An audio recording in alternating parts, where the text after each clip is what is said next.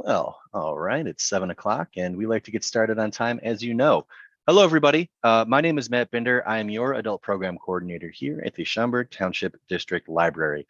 Welcome to this evening's program where we have invited Associate Professor Bruce Seawick to talk about the current wave of psychedelic therapies in psychology and other related medical clinical settings.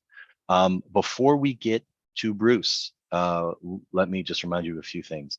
First, this is being recorded. It is going to be on our YouTube channel. I will send out a link after the video, after we've completed our presentation and the video is rendered on YouTube, then I will send out the link most likely tomorrow morning.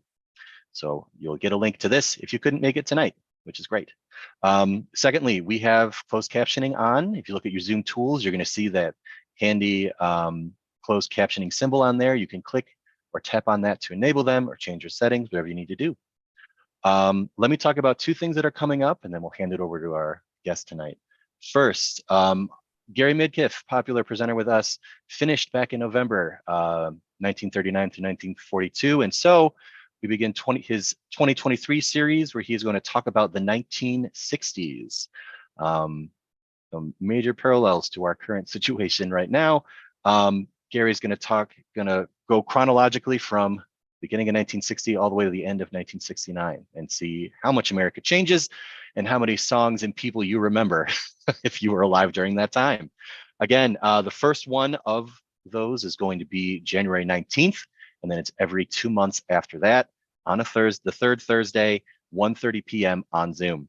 We will have recordings of each of these sessions. So if you miss one, no worries. We always send out a recording of it the day after. And the last thing I'm going to remind you about, besides all the wonderful things that we have going on, not to mention our exhibits and our One Book One community, but we are going to be bringing back a genealogy program. We don't have a genealogy librarian quite yet, but we are bringing in genealogist Jamie Middendorf. She is going to be talking about how you as a Chicagoan can help find your other family members finding your Chicago roots. So using Illinois and Cook County and other county specific resources, you can learn how to find your Chicago family. That's going to be on Monday, January 30th at 7 p.m. And that is going to be on Zoom. That one will not be recorded. So if you're hoping to catch that program, please sign up with our info desk, sign up on our website, schaumburglibrary.org.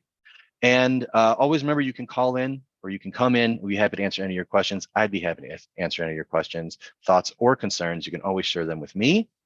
And that is it. Let's talk about our guest tonight's Associate Professor, Dr. Bruce Seawick. As an associate professor in the Human Services program, Bruce Seawick draws on diverse aspects of his career to train students. He is the recently retired CEO of Leiden Family Service and Mental Health Center in Franklin Park and the SHARE program in Hoffman Estates. The agency is a not-for-profit providing mental health and substance abuse treatment. Last year, they helped train people in 98 counties across Illinois.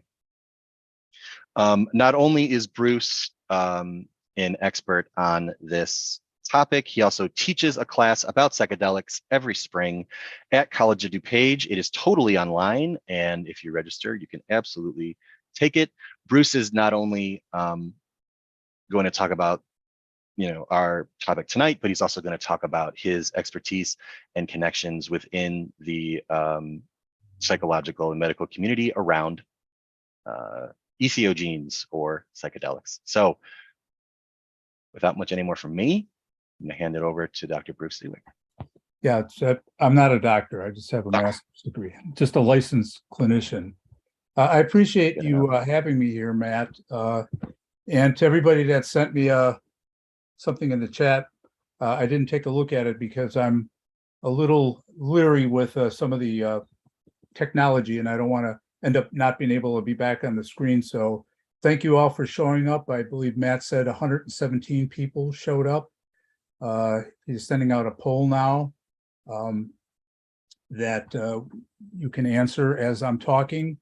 You were talking about having a presentation starting back in the 60s, and I was around in the 60s for part one of the psychedelic, not renaissance at that time, but the introduction of psychedelics to the general populace. And for the most part of my undergraduate college education, it was legal, and we'll get into why politically it ended up being illegal. And so now here I am, many decades later, right in the middle of a psychedelic renaissance. So I'm very excited to be here.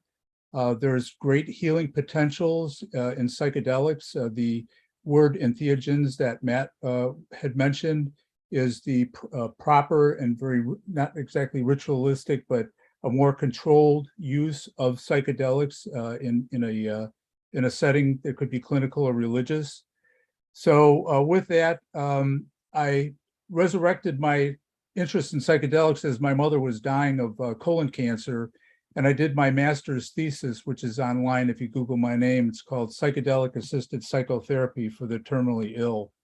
And the executive director of MAPS, Rick Doblin, personally helped me write that. And she lived long enough to see it, and I've never stopped talking about it. And so here we are, the psychedelic renaissance. So for those of you that were around in the 70s, there was a guy named Timothy Leary. And for those of you that don't know who Timothy Leary was, he was known as the LSD guru. He talked about turning on, tuning in, and dropping out of society by taking acid, and kind of upset a lot of the political people and kind of the landscape, caused some problems for research. So the takeaway from that is, if you'd heard the song by the Moody Blues, Timothy Leary is dead, and the bad acid trip of the 70s is over. And I'm glad to be here to tell you that. So you can, that was a quote from Rick Doblin, by the way. So how is it that we got to this point? Moderate doses, strict attention to non-drug factors, set and setting, and a modest relationship with the media all have contributed to this success. This was Dr. Strassman who opened the doors to psychedelic research that kind of summarized it. So when the drugs were legal and it was going to be, the next phase, and it kind of changed, the news media jumped on it, demonized it, and it was downhill ever since. But very calculated in the early 90s, a resurgence of psychedelics, going about it very carefully. So the mistake that we learned in the 60s was trying to build a culture outside of the mainstream. So the idea then, you've probably seen it on newsreels if you weren't around then, the 60s brought this all to the forefront, and it became associated with the hippies and the anti-war movement. So the idea was that we're going to build a culture using psychedelics and other alternate ways of thinking outside of the mainstream. So this was a mistake. And Rick Doblin recognized it very early on. So Rick is the executive director of MAPS, the Multidisciplinary Association for Psychedelic Studies. I believe it was founded in 1986. Former Chicago boy, and he helped me with my thesis. He said, "We are not the counterculture, we are the culture." So his idea was not to go outside of society, but to stay within society and to grow it that way. And as you can tell, it's been very successful. One of his more recent quotes was, "Medicalization precedes legalization. Regulated research generates scientifically validated data about context and clinical applications in which benefits may outweigh the risks." The whole point being that the science will justify the next part, which is what you're seeing right now and why there's such excitement. The link to this slide was something that Matt sent out to watch in advance of this. So you're free to obviously watch that. So I'm going to talk about the things that we've learned from the Renaissance and what the several decades that preceded this have taught us. First is that decriminalization, which is a non-criminal justice response to drug possession, for personal use is gaining traction, and it makes sense. The thing is, the war on drugs is one of the longest failed wars in history. And research shows that drug enforcement policies have very little correlation with levels of drug use and misuse in that jurisdiction. So the proliferation of decriminalization policies around the world demonstrated that decriminalization is actually viable and a successful policy option for many countries. So it has not been a disaster. It took it from being a police problem to being more of a social issue. So that doesn't work. The war on drugs has been a failure. Drugs are more plentiful than they have been. They've always been plentiful. So that didn't stop the interdiction, just put a lot of people in jail. So I want to talk about why that happened as part of this presentation. So several jurisdictions have decriminalized one or more psychedelic substances. Denver, Colorado, for instance, Santa Cruz and Oakland, California, Washington, D.C., Somerville and Cambridge, Massachusetts, Seattle, and over 25 countries have decriminalized drugs to some degree. So that is picking up momentum now. 12 states, including Illinois, this just happened since I had been talking to Matt about this presentation, have similar proposals that would decriminalize or legally regulate psychedelics. So what is on the board now is the Illinois House Bill 0001, and it's the Compassionate Use and Research of Entheogens Act. And I had referenced the use of the term entheogens as being a more proper and more respectful use of psychedelics. So entheogens translates the God within. So the writers of the bill were very careful in the wording. So this is designed to create a way to regulate and have people access psilocybin for entheogenic healing. It would permit adults to seek supervised entheogenic therapy from a trained facilitator using natural medicines produced and tested at licensed facilities and administered at licensed service centers. So what does that look like? Well, a way to kind of look at it and conceptualize it is with something that went into effect as of January 1st, the Oregon Psilocybin Services Act. So this act, there was a 2-year that preceded this being written into law. And basically, as you can see by the slide here, the person that wants to receive entheogenic therapy meets with a licensed facilitator for a preparation session. This facilitator is licensed. They have to be trained in the curriculum that's approved. There's an exam that's administered and obviously has to be passed.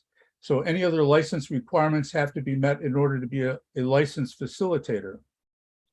So you come in, you meet with the facilitator for a preparation session, and then the psilocybin is administered in the location that you're seeing the facilitator at. So you're not going to a drugstore to get the drugs to take home. You're doing it in a controlled setting. So we found that this is a much safer way to do it by somebody that knows what they're dealing with. And then afterwards, you have the option of an integration session. A lot of times what happens is people have these experiences and they're not within the realm of something that they've experienced before and they don't exactly know how to integrate it. So this is something that is starting now in Oregon, and we'll look to follow House Bill 0001 to see what happens. So stay tuned. The other thing to be aware of, and I'll be drinking water here from time to time, excuse me, is that psychedelics occur in plants all over the world. So it's not just the couple of substances that the 60s brought up. If you take a look at the map of the world, all of the polysyllabic Latin names in all the countries that you see indicate that there are psychedelics growing there. So there's psychoactive species all over the world. It's very prevalent, and it's part of the history that is often overlooked when people are talking about psychedelic drugs, especially if they're looking at it in the frame of the 60s. So the indigenous cultures got it right. They have used psychedelic plants as medicine in a ritualistic fashion. So a lot of the locations that you saw, the map that I had in the slide before, indigenous cultures had been using psychedelics as part of their rituals for thousands of years for both spiritual and mental health.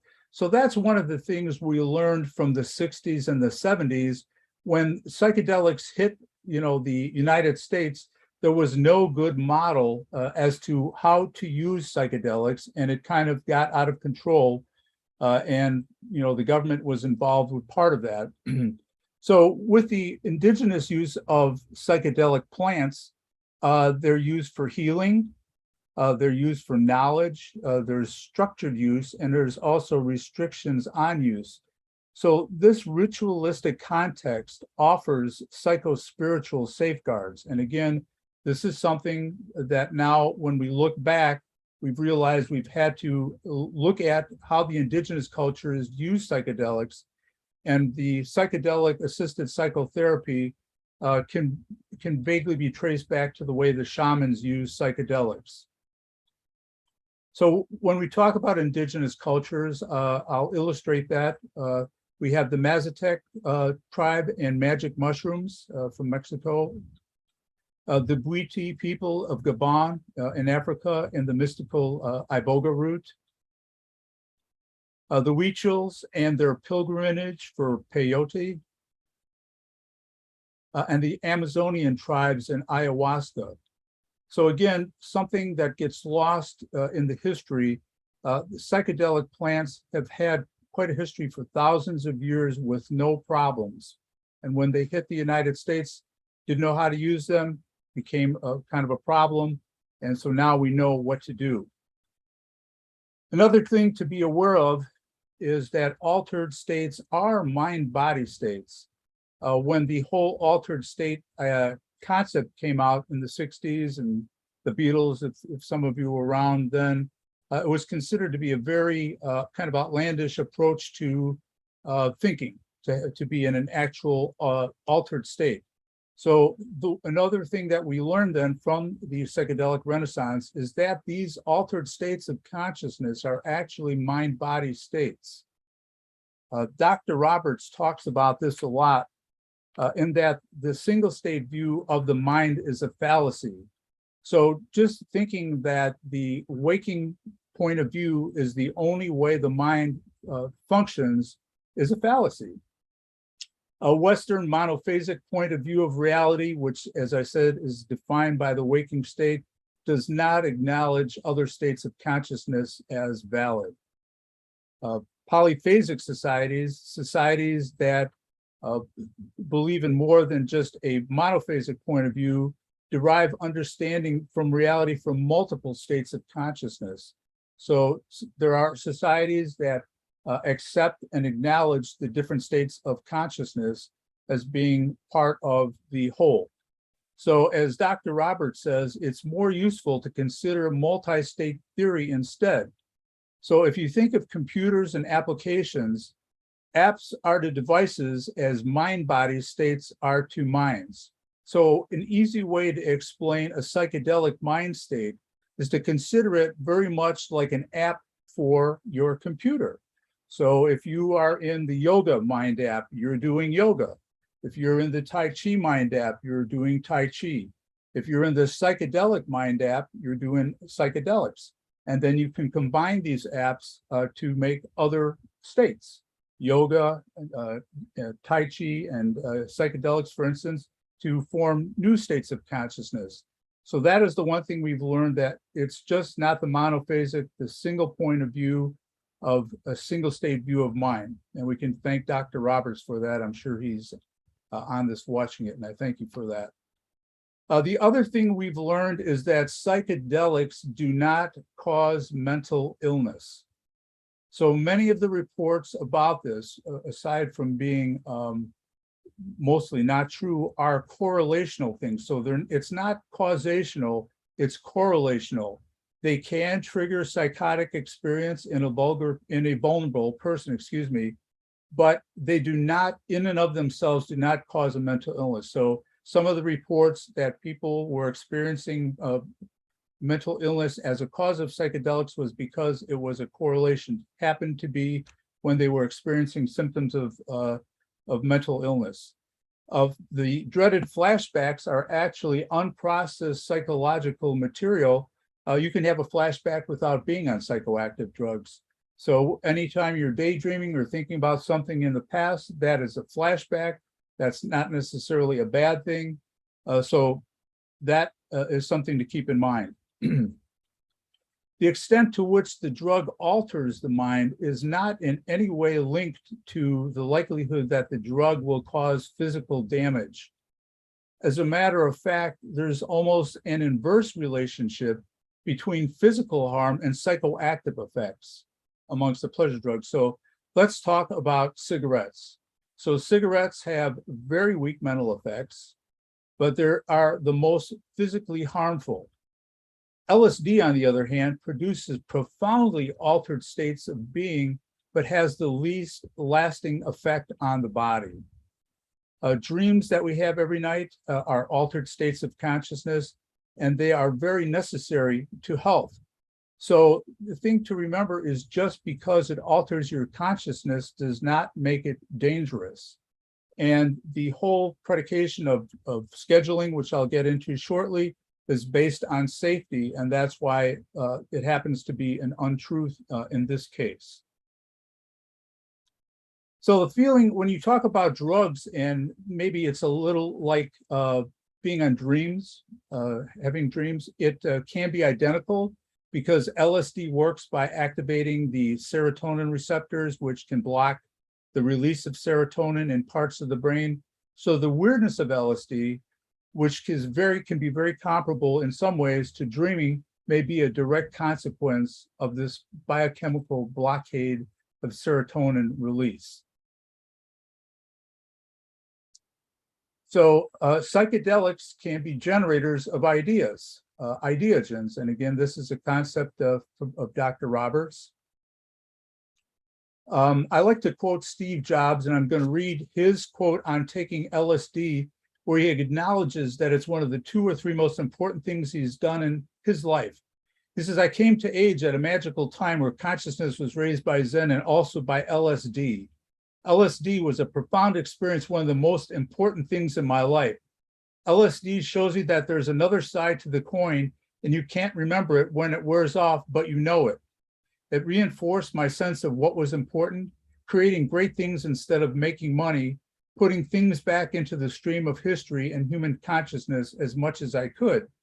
So Steve Jobs was one of the people that outed himself for the use of psychedelics for the benefit of what he ended up founding. And so that's much appreciated because there's others.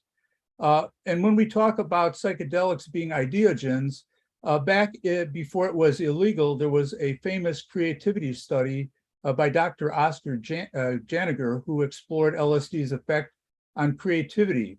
And what he did was he had artists participate and ingest LSD, and the conclusions is they gained the ability to generate original insights, fresh perspectives, and novel creative ways to express themselves through their art. So when psychedelics came out, LSD in particular, there was a lot of research. There was decades of research, over 1,000 articles on it, and very good research being done, including this very classic one that was done in 1954 to give you an idea of some of the history. Now, this is a before and after. So this is an Indian totem doll. This is before LSD, and this is after LSD. You see that the creativity is not confined in kind of a traditional sense and is more kind of open and free form. Another researcher that included Harmon and his colleagues gave mescaline to 26 talented people. People that were physicists, mathematicians, designers, and artists in Menlo Park, California. And what he did was he gave that to them, and they brought a problem to the session. And what he found that if given according to this structured regimen, the agents, psychedelic agents, seems to facilitate creative problem solving, particularly in the illumination phase. So what this is saying is that by being able to think outside the box, out of that monophasic reality, and being able to see things that you wouldn't necessarily see if you weren't in this altered state of consciousness, you were able to creatively problem solve in a way that would not otherwise been possible if it wasn't for LSD, or in this case, mescaline, facilitating that. The results also suggested that various degrees of creative problem ability solving may continue for weeks subsequent to a psychedelic problem-solving session. So even after the session ended, there was kind of an afterglow that lasted for some weeks of kind of thinking outside the box that extended to other problems outside of what the research was being done on. Now remember, this is back in 1966. So here is some people that are known, some people that aren't, that have admitted to use of psychedelics to enhance creativity. I'll go through the list kind of quickly. Kyoko Izumi used LSD to design a hospital. Mark Pesce used LSD to come up with virtual reality modeling language. Carl Sagan, some of you might remember, Carl Sagan used cannabis to enhance creative scholarship. Aldous Huxley wrote about his psychedelic experiences, and on his deathbed, his dying request to his wife was to be injected with 100 micrograms of LSD. He was the first known person to use LSD, psychedelic, to ease in the death process. Sam Peterson, the 1996 Inventor of the Year, admitted to using cannabis and to help his creativity. Bob Wallace, who is one of the Microsoft founders, was in fact a psychedelic philanthropist. This has been written about. The Nobel Prize-winning chemist Kary Mullis admitted that LSD helped him to develop a method to amplify DNA. He talked about actually being able to see the molecules and to be able to understand them experientially, which is one of the things that are very unique to this state of consciousness. Ken Kesey, who many of you know, wrote One Flew Over the Cuckoo's Nest. He wrote parts of it under the influence of LSD, which was available at the hospital he was working at to give to the patients. This is before everything changed so dramatically. Dan Merkur, who's an author, used psychedelics for literary creativity. A well-known Nobel Prize-winning father of modern genetics, Francis Crick, deduced the double helix structure of DNA under the influence of LSD. There's a lot of stuff circulating on the internet about the Pittsburgh pitcher Doc Ellis hurling a no-hitter against the San Diego Padres while under the influence of LSD. This wasn't intentional. It was his day off, and they ended up calling him, and he pitched a no-hitter, even though he was in an extreme altered state of consciousness. And then Phil Jackson, whom we all know as a Zen master, the Bulls coach that brought them to so many championships, said that an LSD-induced vision that he had in Malibu in '73 helped him to visualize basketball in a new way that boosted his coaching performance. So these are, when used properly, they can take you to places that you wouldn't necessarily come up with in the normal state. And then every year at the end of summer, there's a huge fest called Burning Man that has been using harm reduction for over 10 years. If you're not familiar with Burning Man, it is a temporary community event. In 2022, last year, 80,000 people attended Burning Man. It takes place in the Black Rock Desert in Nevada. There's use of psychedelic drugs, although technically they're illegal. It spans up to 9 days, up to and including Labor Day, at which time there's a wooden effigy called the Man that is set ablaze with people's wishes and drawing to the end of Burning Man. So what Burning Man did is they adopted a harm reduction approach to people that were using drugs called the Zendo Project. So what they do is they provide a supportive environment with specialized care that transforms difficult psychedelic experiences into valuable learning opportunities. So the thing to remember is, just like therapy, difficult doesn't necessarily mean bad. It's what you do with the information that you are getting. So with the Zendo project, they help people to convert the psychedelic experiences, if they're difficult, into valuable learning opportunities. So this gives an opportunity for healing and growth. And then they kind of police the participants there, and it reduces the number of drug-related hospitalizations and arrests. And people are able to move on to the next point of their day. Oh, so psychoactive drugs can facilitate mystical experiences and alter traits. So that is the other thing that we've learned. Psychedelic agents can reliably induce states of altered consciousness in ways that are not experienced otherwise except in dreams, as I had referenced, or at times of religious exaltation. So they can, it's a dose response with psychedelics. They can reliably induce a mystical state based on the dosage for the most part. And that can be very powerful. You've all heard of Abraham Maslow, who developed the concept of peak experience. So this was a researcher who was very experienced with talking to psychedelic researchers, and he looked at a peak experience as a transcendent, potentially spiritual and life-changing experience, as a mystical experience. So he thought this could play a role in self-actualization. So he was, in fact, influenced by early psychedelic research. He died suddenly of a heart attack in 1970 and didn't have a chance to fully expound or research this. So with that being said, this is what the Maslow's hierarchy of needs would look like when you put self-transcendent at the top of it.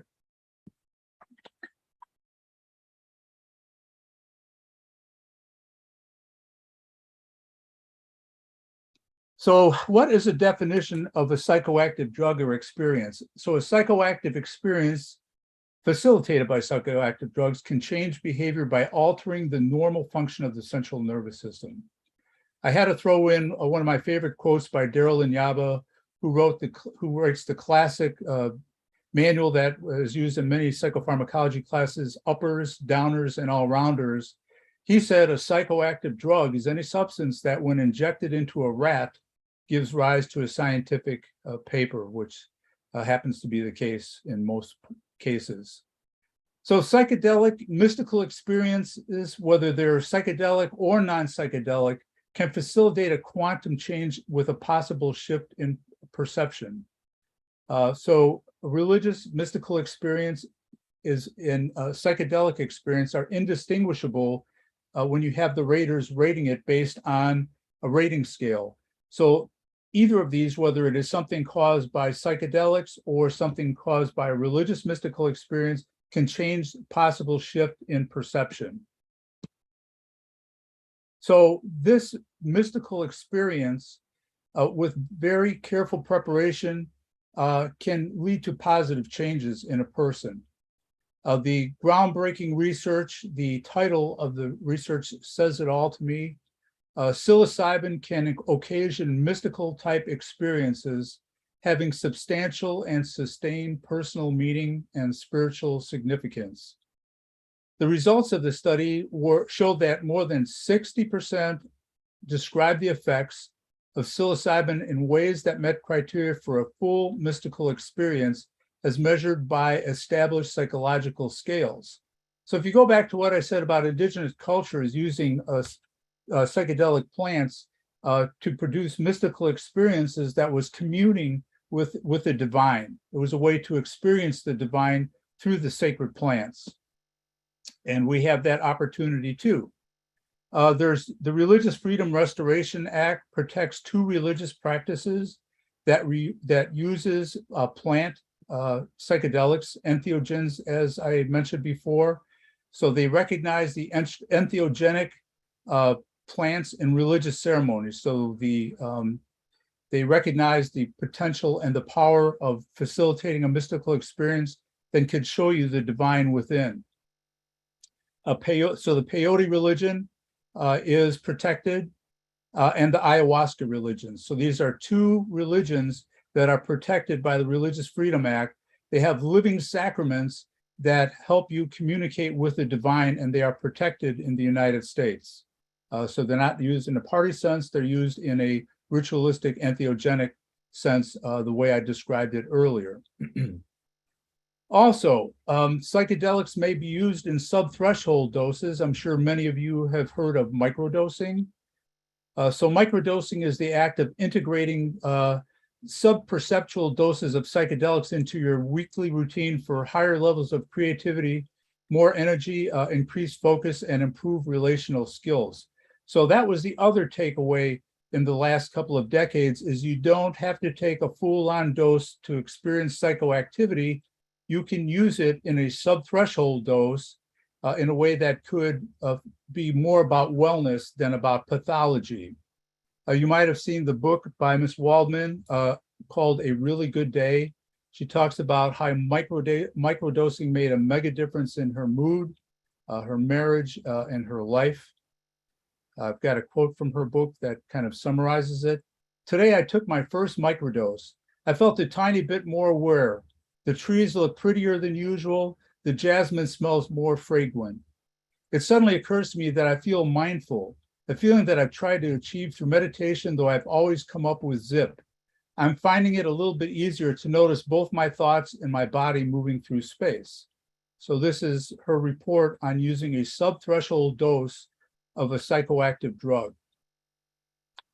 Another takeaway is psychedelics should not be in the same DEA scheduling as addictive drugs. So the drugs that I'm talking about in this presentation are not considered drugs of addiction like heroin and cocaine. And I want to take you back to 1973 when this changed so radically. The DEA was established by President Nixon as the hallmark of his war on drugs. And it's come out over the years what the actual purpose in the DEA scheduling was.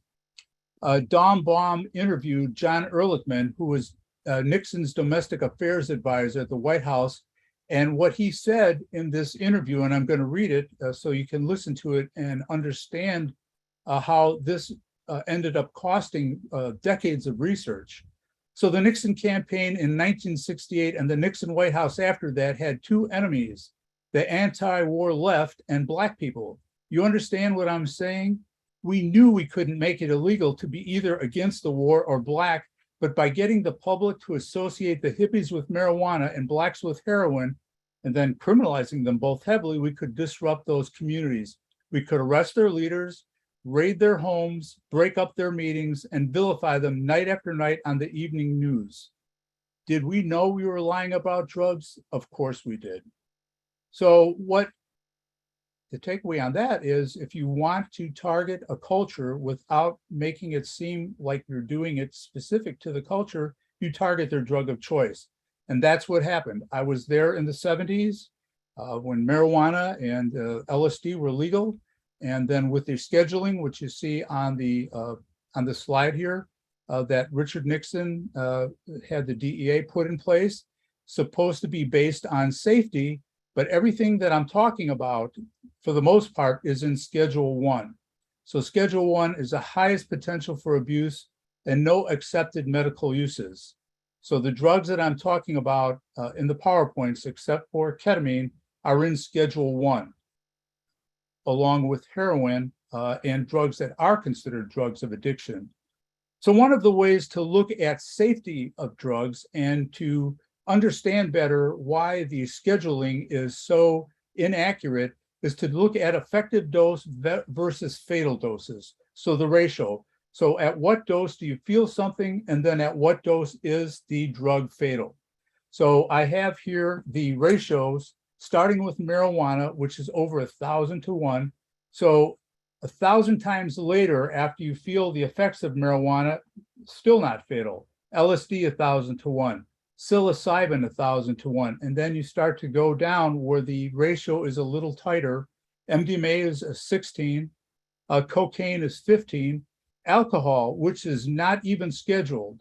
So think about that. Alcohol, the safety of it, 10 times when you feel alcohol, and if you take 10 times the amount, it could be the fatal dose. Not even on the schedule, not even a Schedule 1. nutmeg is not scheduled. It's a ratio of 7. And then heroin, which is a Schedule 1, 5 times the felt effect, it can be fatal. So you see how by placing marijuana and LSD and psilocybin into the same schedule as Schedule 1 is very inaccurate and does it a disservice because it is not based on science. Another way to look at it, and this was done by David Nutt, who was the drug czar in the United Kingdom and was relieved of his duties when he started to speak of the science. And the way he looked at and conceptualized it is he took the drugs and he combined the harm to others and the harm to the person that's using it. So if you look at the schedule here, alcohol and heroin, cocaine, methamphetamine, tobacco, all these are way out on the scale because of their harm to others and harm to users. Some of the drugs I'm talking about, mushrooms, LSD, ecstasy, these things have a lesser harm caused by drugs when you're combining the harm to the user and also to society. So again, he had suggested that they also change the scheduling in the United Kingdom, which hasn't happened yet, but we're on the verge of something happening because people are starting to realize that the scheduling is not based on science, it's based on politics. Psychedelics can also act as psychointegrators. So it can integrate the circuitry between the lower brain structures and result in enhancement of consciousness, producing the spiritual and transcendent experiences that I had mentioned, while also disinhibiting emotional and social processes and stimulating the integration of brain functions, particularly the emotional processes with the neocortical processes. So it's a way to have brain parts talk more to other brain parts. Serotonergics, psychedelics, very similar to serotonin, the serotonin molecules, are psychoplastogens. Psychoplastogens facilitate the structural and functional reorganization of neural circuits to produce positive behavioral effects. So that's a good thing. So some of these serotonergic psychedelics are psychoplastogens. So they produce a measurable change in plasticity, changes in neurite growth, dendritic spine density, synaptic numbers within a short period of time, 24 to 72 hours following a single administration. This illustrates it because ketamine is a prototypical plastogen. So this, you can see the before and after. The left is a cortical neuron, and then to the right is when ketamine is introduced. You can see that more things are happening there, and that explains some of the excitement about using ketamine to treat chronic depression, treatment-resistant depression. There's other drugs considered psychoplastogens, including scopolamine and DMT, but something to remember, this is a good thing. This is an illustration of the communication in brain networks before and after psilocybin. So to the left is before, to the right is after psilocybin. So psilocybin, you can readily see, produces neuroplasticity, the ability of the brain to form and reorganize synaptic connections, especially in response to learning. So this is what makes psychedelics so valuable, that it can increase the receptor sites, the connections, the communications, and change can be facilitated as an adjunct to psychotherapy. Let's talk about cannabis, now legal in the state of Illinois and many other states. But even before that, it was more than getting high. Cannabis has got a history of medical use as a muscle relaxant, a painkiller, appetite stimulant, and anxiolytic to kind of pull back on anxiety and help with it. It was used to stimulate childbirth, control spasms and convulsions, and relieve coughs.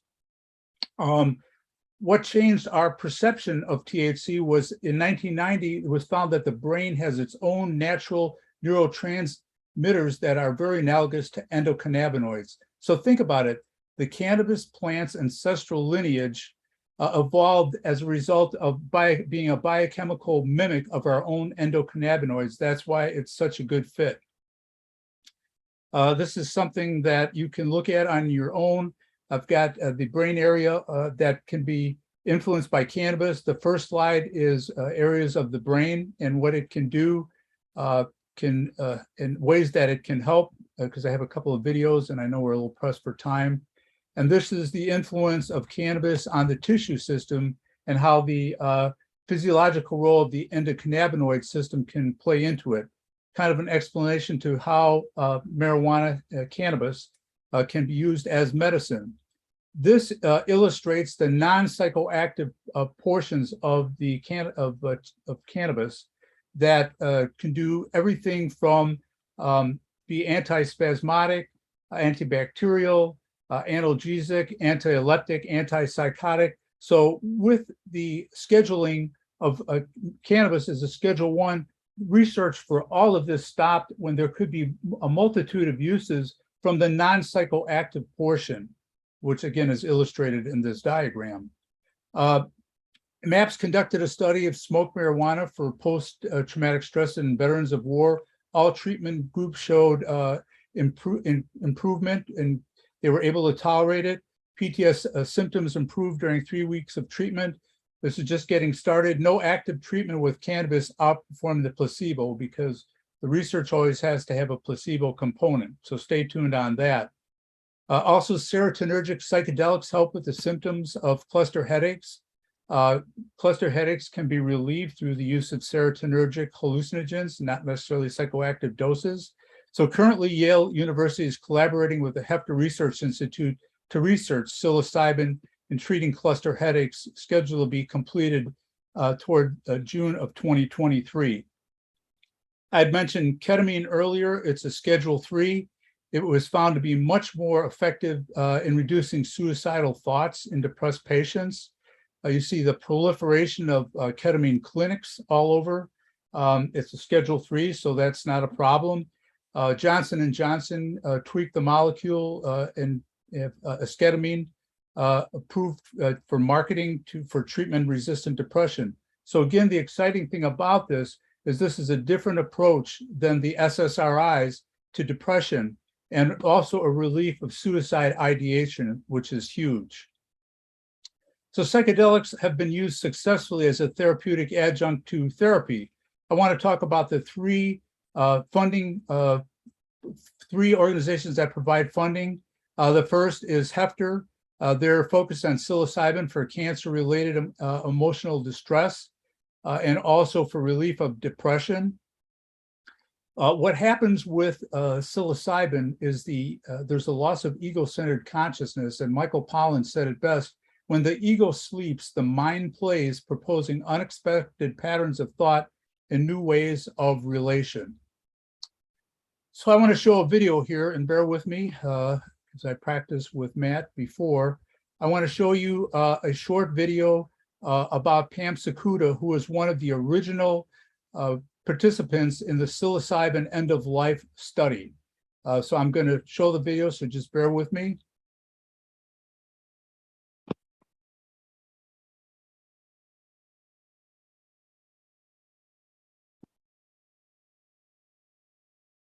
After post-surgery diagnosis that this was indeed metastatic stage 4 cancer, you realize that this is terminal, and that this is basically what is going to kill you. Can you see that? Matt, can everybody see that? Yes, they can. Okay. The general prognosis, or the curve on this, wasn't very long. So you start to wonder what's going to happen, and your emotional state and your mental state totally turns upside down. You no longer have this life ahead of you that you've planned for. All of a sudden you have a very finite and possibly very short time left. So you're very anxious about the fact that even though right now, you've just had the surgery, you're under chemotherapy, and you're kind of feeling okay, you know that something's going to happen soon. You don't know how bad you're going to feel. You don't know what part of the body this is going to come back in. You don't know how physically you're going to feel, and you don't know how limited your capabilities are going to become. You don't know how much pain you're going to have. And so it becomes a very negative emotional set where you're basically living in fear. Unfortunately, that fear can be to an extent that it paralyzes the good life that you're living at the moment while you're still healthy, where you're not sure, well, when is it going to come back? Where is it going to come back? What's going to happen to me? How's my family going to be able to deal with it? What are they going to have to do to help me and support me? Because my husband is a dear. We've been together married for 28 years and known each other for 36. And he's so supportive and loving that I knew this was an enormous amount of pain for him. There was the guilt of being the source of that pain, as well as all of my own fear. And it becomes almost overwhelming, where you, like I said, it infringes upon the time that you're enjoying. So, crippled by this fear and this guilt about infringing on other people's emotions and lives and having your life kind of ripped apart, all of a sudden long-term plans meant nothing. You couldn't make any plans further than a week's. Who knew what was going to happen? And so I was hoping that this study would help, and also with the support of a psychiatric team, would allow me to deal with some of that, to clear it up a little, to find a way to achieve a level of peace within myself, and thinking about it, and you start to your emotions overwhelm you, and so as this session began and as it built up, I felt this lump of emotions kind of welling up and forming almost like an entity, and I started to cry a little, and just to start to feel it was almost like everything was concentrated a little and came up, welling up, and then it started to dissipate, and I started to look at it differently. And I think that's the beauty of being able to expand your consciousness, change the way you're feeling about things, I don't think the drug is the cause of these things. I think it's a catalyst that allows you to release your own thoughts and feelings from someplace that you've bound them very tightly. And so it allows you to open your own mind and your consciousness and release other feelings, explore other ways you might feel about these things. And I began to realize that all of this negative fear and the guilt was such a hindrance to the actual positive part of making the most of and enjoying the healthy time that I'm having, and however long it may be, that I was basically not utilizing it to the best and enjoying my life because I was so afraid of what wasn't there yet.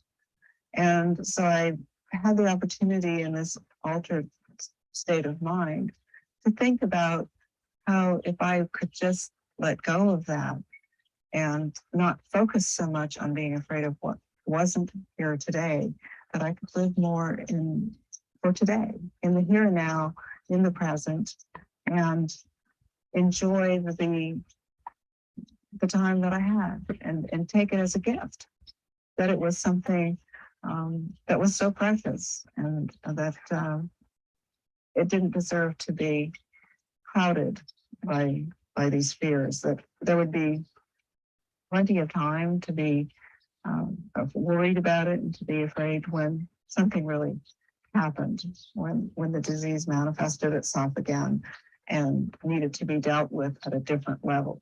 But today I wasn't at that level, and I was able to really internalize that thought and those feelings, and there was a tremendous feeling of relief and of happiness and of hope that this could move on and go forward, and that it was something that I could deal with. Certainly, it affects the quality of life. I mean, your emotions are a huge part of the quality of your life. But I also really truly believe that by dealing with your emotional fears and your mental fears, that you're freer to take better care of yourself physically to fight the disease.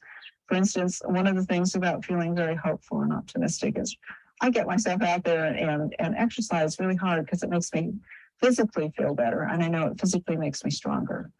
Um, I can't discount the fact that a state of mind and the amount of rest you get and your emotional condition just fortifies your own defenses.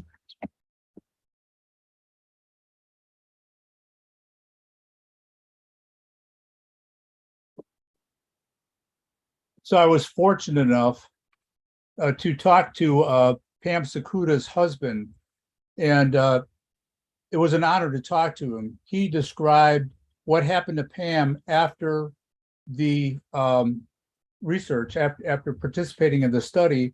He described it as going down with the plane.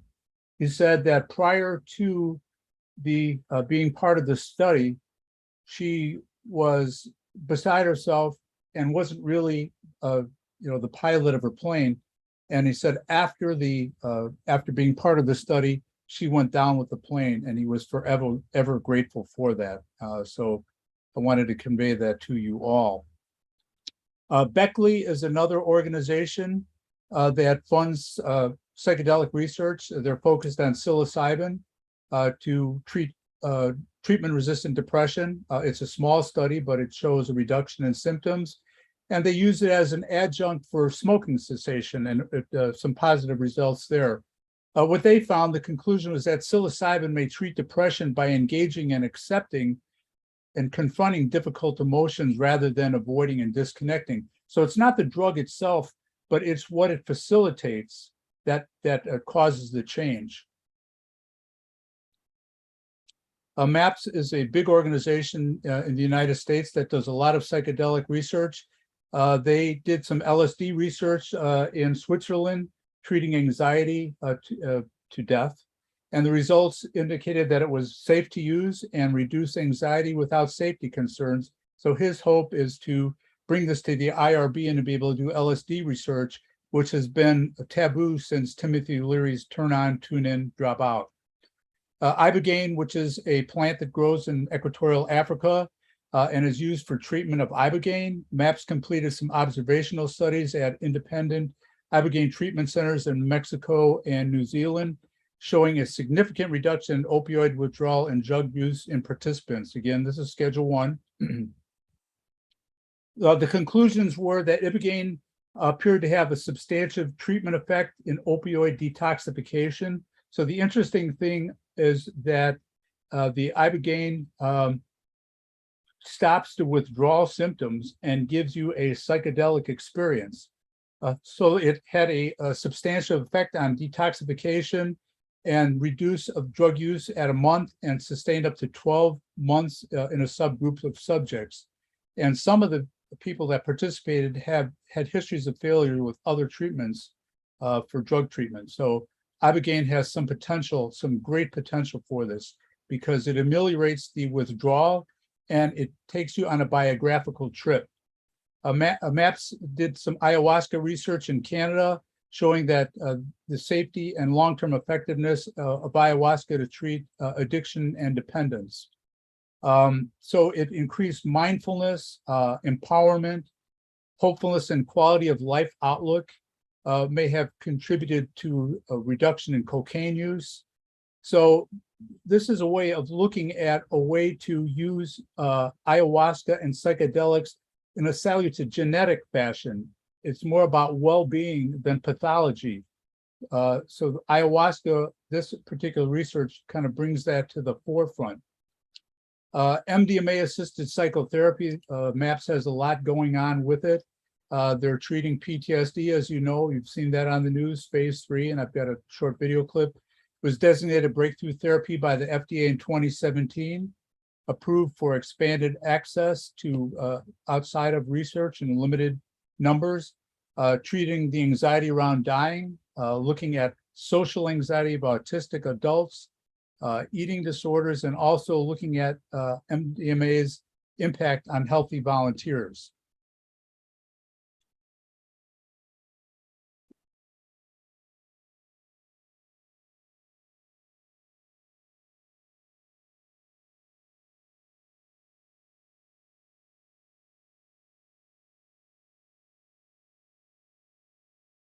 Here's something you probably don't know.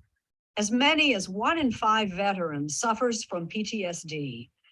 Post-traumatic stress disorder is a leading cause of suicide among vets. David Martin has word of a surprising treatment that could lead them out of the dark. I stabbed myself in the neck and the wrist with a knife. And I just wanted the pain to stop.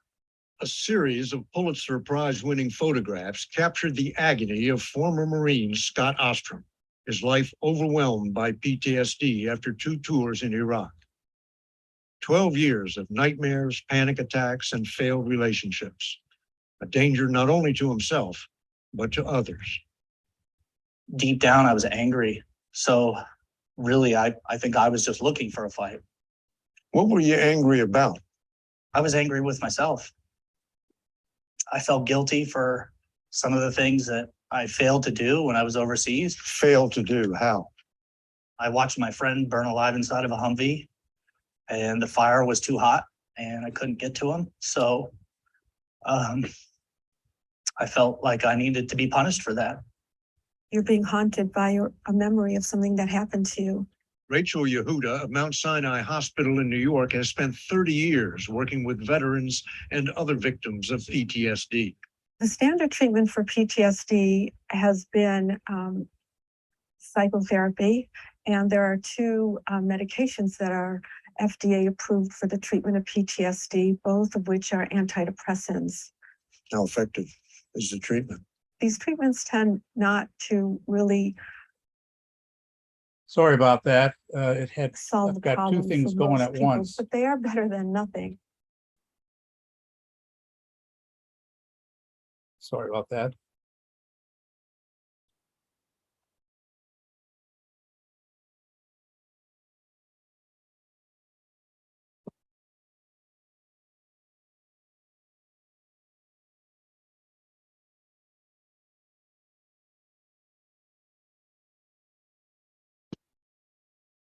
Hey, Matt.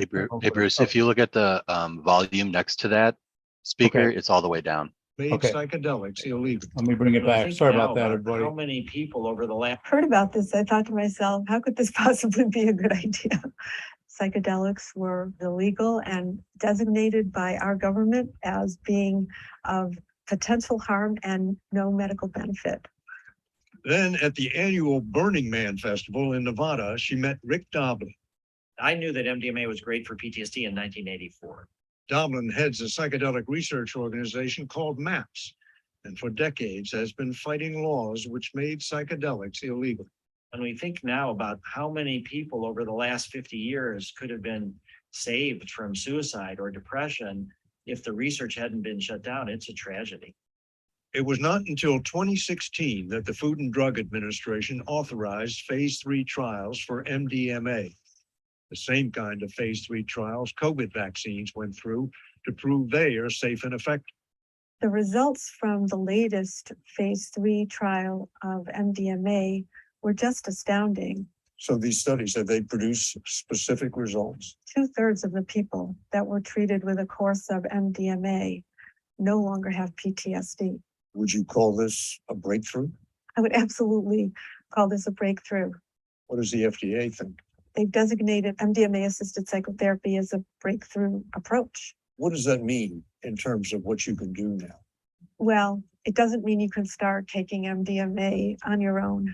It means that the data are so good that let's get this on a fast track for approval. But life on that fast track costs money.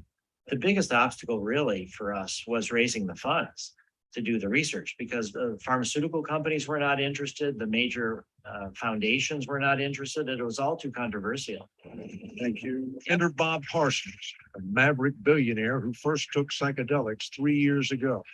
How much of a difference did psychedelics make in your life? Quality of my life has increased immeasurably. Never a good student, Parsons joined the Marines at 17 and was sent to Vietnam. A month later, he was wounded. This is a picture of me in the field hospital. It was the last he saw of combat, but the war continued to haunt him. I was a completely different guy that came home than the guy that left. The guy that came home, he had a short temper, never felt like he belonged no matter where he was or who he was with. Was it getting better? Was it getting worse? I believe it was getting worse. Somebody would ask me if I served in Vietnam, I'd start crying. Parsons made his fortune from GoDaddy, GoDaddy.com. an internet company which he turned into must-see TV with risque Super Bowl ads. Now you're a billionaire. What are you going to do with all that money? I'm going to do what I can to get psychedelics approved for therapeutic use. Parsons has donated more than $7 million to psychedelic research. Under the influence of MDMA, Scott Ostrom was able to actually visualize his inner demons. This spinning black ball started to open itself up to me in different layers, like an onion. And then each layer revealed like a new memory. And it was almost like the layers were just opening and opening and opening. At the center, he found a part of him he calls the bully. It was a terribly frightening creature. The bully is basically the person you had to become in order to survive 2 tours in Iraq. That's right. That's who the Marine Corps trains you to be, a fighter and a killer.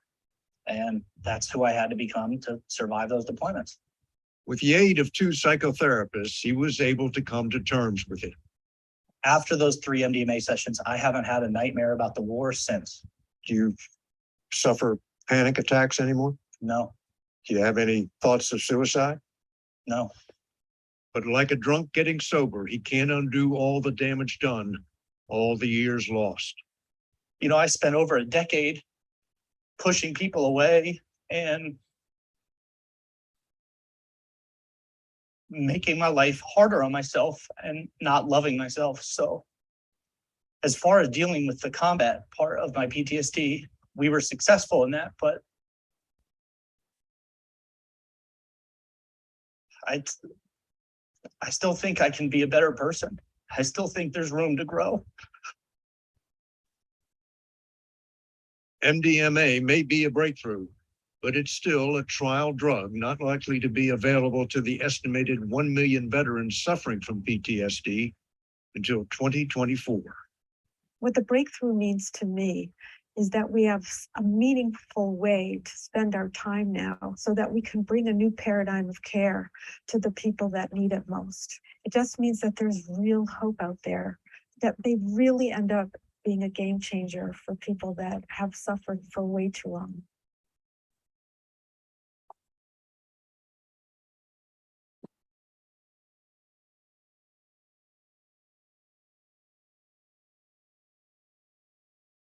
So I think you'll agree, that's pretty powerful. The scheduling the war on drugs has made it impossible to treat people like veterans, people that have PTSD, and can be helped with psychedelic assisted psychotherapy. So I hope that you can take this message. I end the presentation with this quote. Our technique may change the practice of psychotherapy on a scale akin to what has followed in medicine after the discovery of antibiotics. As Matt said earlier, I teach a class on psychedelics at College of DuPage. It's a 2-credit-hour online class.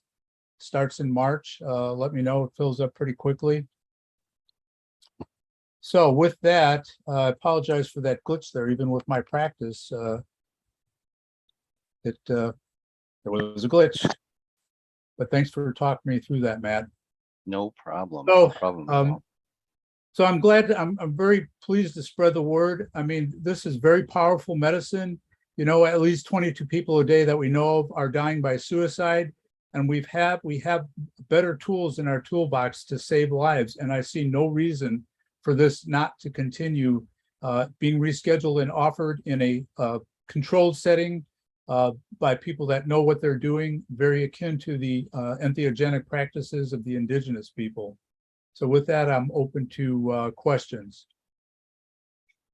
All right, and you can type your question into either the chat box or the Q&A box.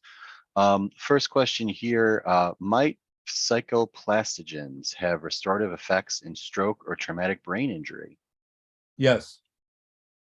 Yes, and see, that is the other side effect that is very unfortunate. By throwing the baby out with the water, so to speak, by making, by putting these drugs into Schedule 1 and not permitting research, that also didn't permit research on the non-psychoactive parts of it.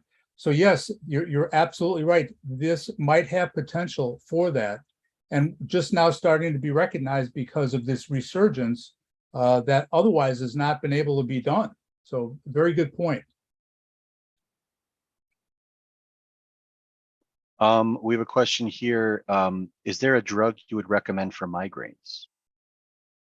Well, no, I'm not familiar with the pharmacology of that. I know that Cluster Busters is also looking at that too, because the serotonergic hallucinogens, the molecule is very similar to serotonin. It fits very well in the neuroreceptor site, and that helped with cluster headaches. So the thought would be, if research was being done, maybe that would be the case.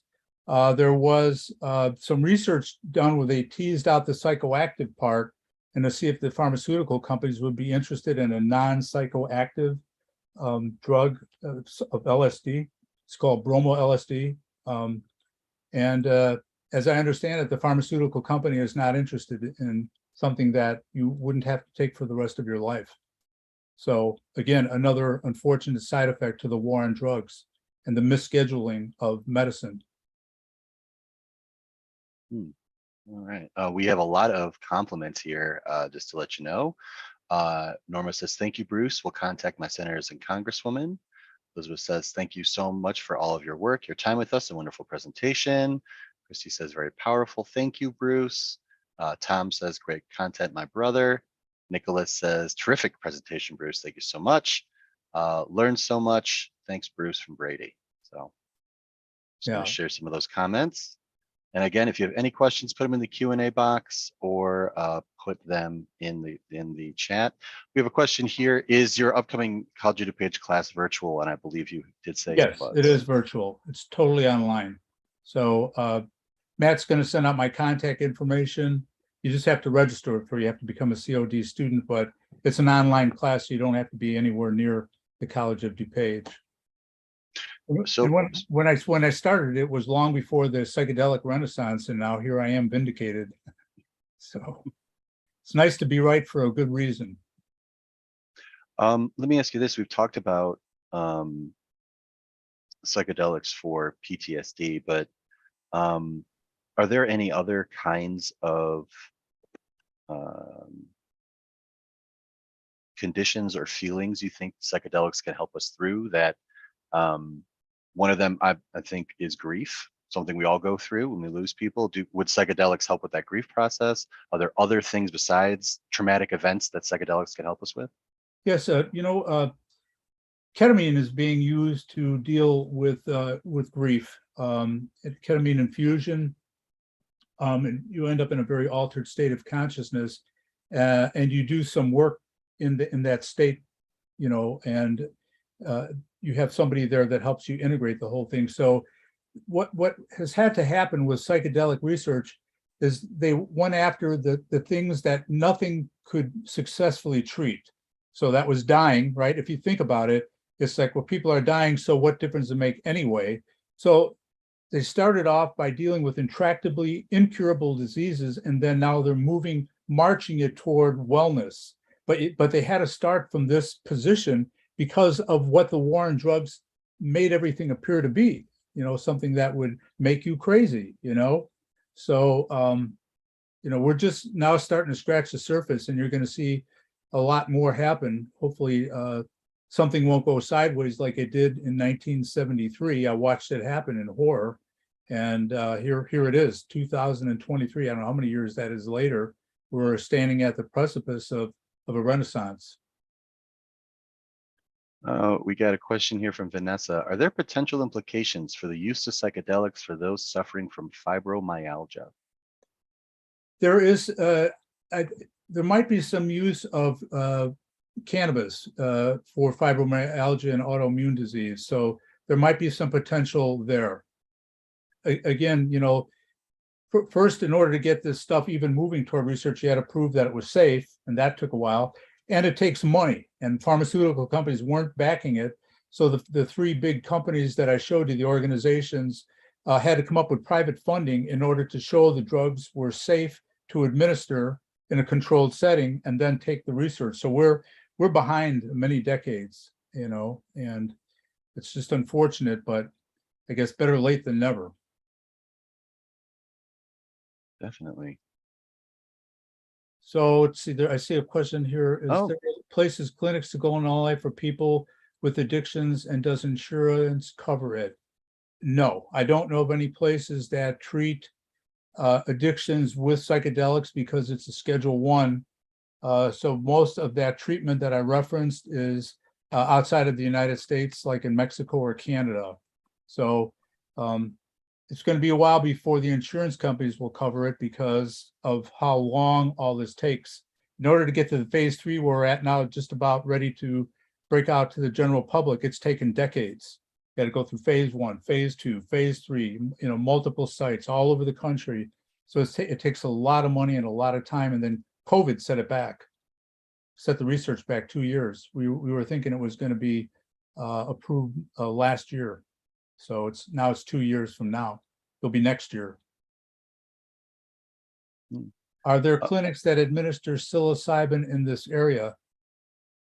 No.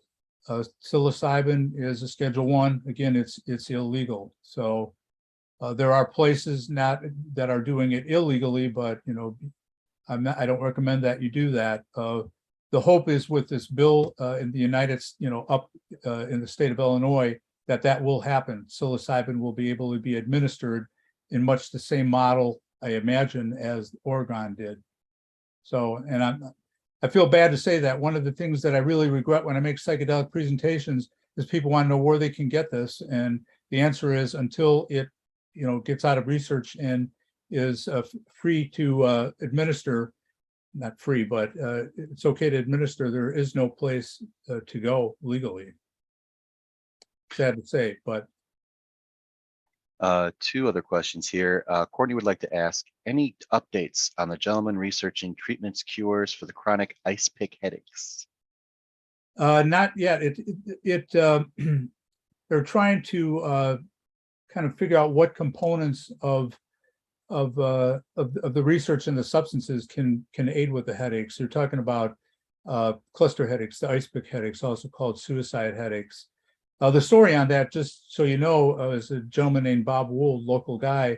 He had suffered from cluster headaches his whole life, and he was Googling online and found out that people that had cluster headaches had the headaches stop when they ingested serotonergic hallucinogens, and he started doing research and was doing subthreshold research to ameliorate and stop the cluster headaches. Very nice. Other question here is from Elizabeth. When do you project the MAPS certification course for psychedelic psychotherapy will open up again for practicing therapists? You know, it's kind of bottlenecked. This is my opinion. There's a lot of people that have been trained in it, and they're just waiting for the phase 3 results to finish and then to move to the next stage. I know it's closed right now because what are all these people going to do that are MDMA trained? A couple of my colleagues have opened up a collective in Chicago, but they're using ketamine, and they're all MDMA trained to be MDMA assisted psychotherapeutic adjuncts. So I think it'll move along, but the bottleneck's got to break. You know, there's got all these people that have no place to go with it in the United States anyway. Very true. Okay, next question here. Okay. Nicholas Cozy would like to share for headaches, Ceruvia, Life Sciences. There's going to be a clinical trial starting in Connecticut, starting today. Yeah, if you could send that, that's Dr. Nick Cozy, who's a dear friend of mine. So if you could send that out to people. Also, if you're looking for research, you go to clinical, let me put it in the clinicaltrials.gov. And you can put what you're looking for in there. But if you could spread what Dr. Cozy said, thanks, Nick. Thanks for doing that. Okay, let's see here. Um,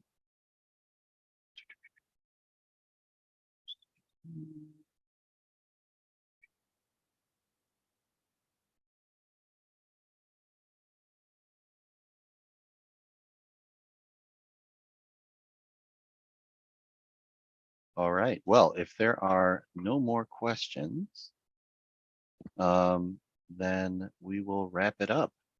Bruce, thank you so much.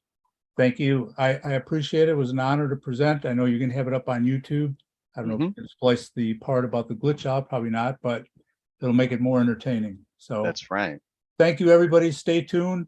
Tell, Norma pointed out, tell your congressmen, people that represent you, legislators, that, we know what we're doing this time around, and reschedule it, and let's help save lives, because that's what it's all about, is saving lives and saving people from pain that won't go away. So I thank you for the opportunity. All right. And yeah, thank you to Bruce and all his awesome presentation and information. Thank you to all you at home for your questions and your participation. We always appreciate it. And we hope to see you at the next one.